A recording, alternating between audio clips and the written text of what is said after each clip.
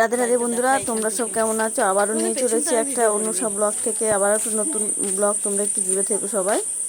ব্লগটা শুরু করার আগে সবাইকে জানাই বড়দেরকে প্রণাম, ছোটদেরকে বুক ভরা ভালোবাসা এবং কাছে দূরে বন্ধুদের সবাইকে অনেক ভালো। এটা হচ্ছে আমার বাড়ির পিছনটা, আমার পিছনের বাড়ি যে বৌদিটা মাঝে মধ্যে কথা বলি তোমাদেরকে দেখায় ভিডিওতে, ওই বৌদিটার বাড়ি এটা। তো এসেছে ওদের বাড়িতে, একটু কারণ আছে, ডেকেছে ওর ছেলের বিয়ে আর কি, তার কেনাকাটা করেছে, দেখার জন্য ডাকছে। তো আমাদের পাড়ার সবাই অনেকে আসলো দেখতে, দেখতে এলাম, ডাকলো। তো আমরা দাঁড়িয়েছিলাম ওই গাছতলায় আমাদের, তো ও ডাকলো বৌদি। তো ওদের বাড়ি এসে প্রচণ্ড গরম, এদের বাড়িতে এত গরম কি বলবো, বলা যাবে না, একদম এত গরম। আর ওই যে আসছে আমার জ্যাঠার মেয়ে, মানে আমাদের মেজদি আর কি, নাতনিকে নিয়ে আসছে। তো অনেক শাড়ি আগে দেখানো হয়ে গেছে, ভিডিও করা হয়নি। শাড়িগুলো বেশ ভালো। এবার এবার এসো এসো বাবু, এসো। তো শাড়ি স্টেশনারি প্রচুর প্রচুর কিছু দেখালো। তো শাড়িগুলো ভালো, খারাপ নয় আর কি। এই শাড়িটা আমার ভালো লেগেছে বেশ।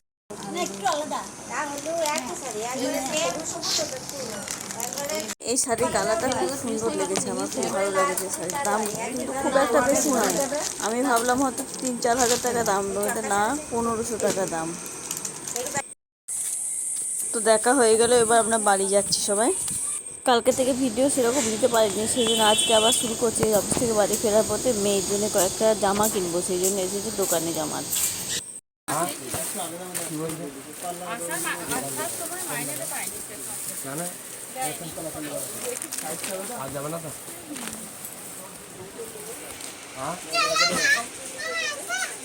তো বড় মেয়ের জন্য, ছোট মেয়ের জন্য কেনা হয়ে গেল, এবার বাড়ির দিকে রওনা দেবো। এটা হচ্ছে শপিং মলের সিঁড়ি এটা। তো বাড়ি ফেরার পথে একটু চিকেন নেবো বলে চিকেনের দোকানে দাঁড়িয়ে আছি এসে। দাদাটা কাটছে কেটে, আমিও কাটা দেখতে পাই না বলে এগুলো সরে সরে এসেছি।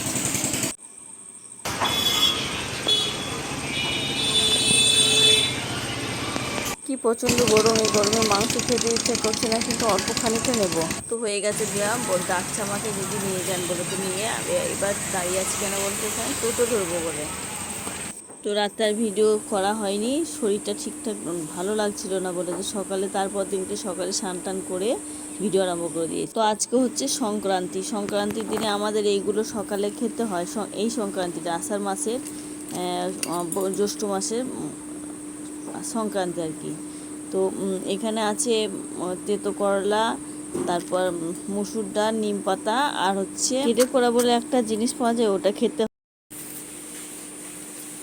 তো আমি একটু খেয়ে নেবো স্নান করে, তারপর খাবার খেতে পারবো আর কি।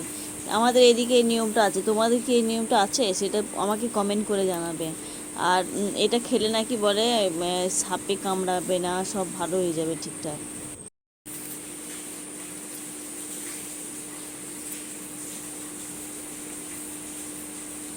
তো এটা খেতে ভালো লাগছে, সেই জন্য আমি অনেকটাই খেয়ে নিয়েছি। আবার তেঁতোও লাগছে, কিন্তু তেঁতো আছে বলে আমার ভালো লাগে, আমি তেঁতো খেতে খুব ভালোবাসি। তারপর নেব হচ্ছে এই যে প্রসাদ, প্রসাদটা নিয়ে নেব। পুজো হয়ে গেল, মনসা পুজো হলো তো আজকে, মনসা পুজো, সেই জন্য প্রসাদটা নেব। একটু আমই নিই, খালি পেটে তো আর অন্য কিছু খাবো না, আতপ টাতপ ওগুলো খাবো না, একটু আম নিলাম একটা। এই যে এখানে পুজো হলো, মনসা গাছ পুঁতেছে দেখো। এটা এখন থাকবে, সে আশ্বিন মাসের দশমীর দিনকে এই গাছটাকে তুলে বিসর্জন দেবে মা দুর্গার সঙ্গে।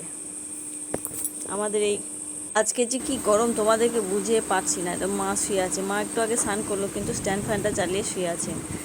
তো আমি যাব রান্নাঘরের দিকে, এই যে এই এক মনে বসে ফোন দেখেই যাচ্ছে স্নান করে। তো চলে আসলাম রান্নাঘরের দিকে। রান্নাঘরের দিকে এখানে হবে পটল ভাজা, শাকটা ভাজছি। এই শাকটা আজকে দিনটা খেতে হয়, এই শাকটা ভালো লাগে অবশ্য, কি নাম জানি না সেরকম আমি। ভাজাগুলো একটু ভেজে নেবো, সব পটল, করলা, আলু, অনেক এই করকম ভাজা হবে। আর এই যে কিন্দুরি ভাজা করব। তো এগুলো ভেজে নিয়ে তারপর ডালটা শুকে দেবো। ডালটা হয়ে গেছে সিদ্ধ, যে আমড়া দিয়ে ডাল খেতে হয় আজকে। এরকম নিয়ে কি তোমাদের আছে, এই আমড়া ডাল খেতে হয় আজকে। আমড়া ডালটা মাস্ট খেতেই হবে আর কি। তো ডালটা সিদ্ধ করে রেখেছি, এরপর আমি দিয়ে দেবো তেলে ফোড়ন দিয়ে।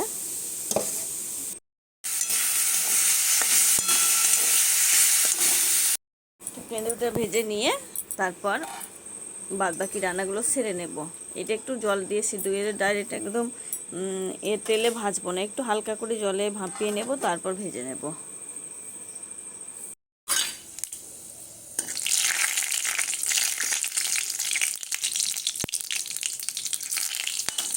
ডালটা ফোড়ন দিয়ে দেবো এবার।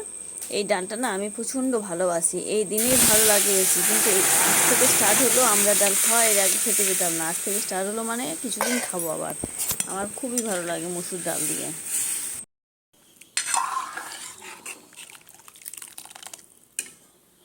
তো ডালটা ফোড়ন দেওয়া হয়ে গেছে।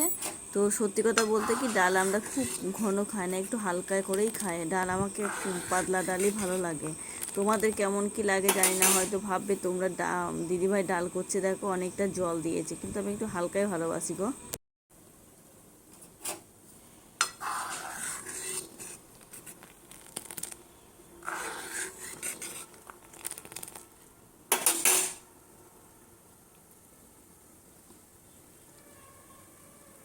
এদিকে মা ওখানে উনুনে ভাতটা নামিয়ে দিচ্ছে, আর আমি এখানে সবজিগুলো ভাজাভাজি ডাল সব কিছু রান্না করে নেব।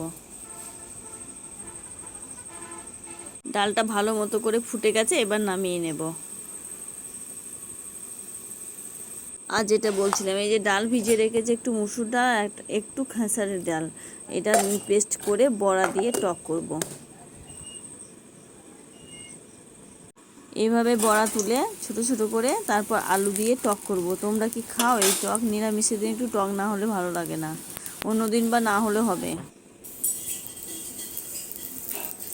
তো এক এক করে সমস্তটা ভেজে নেব আমি। আচ্ছা, এই যে ভেন্ডুটা ভাপিয়ে নিলাম, এটা এবার ভেজে নেব। সমস্তটা ভাজা হয়ে গেল। তারপর খাওয়া দাওয়ার পর কর্তা গিন্নি দুজনে মিলে বসে গেছি, এই যে একটু ঘুমাবো, ঘুম আসছে আমার খুবই আজকে।